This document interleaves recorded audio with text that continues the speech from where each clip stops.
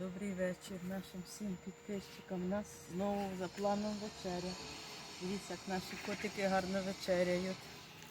Зараз іду ще на ту сторону. Йдемо до котенят і по всьому кругу. Всіх треба покормити, всі хочуть їсти.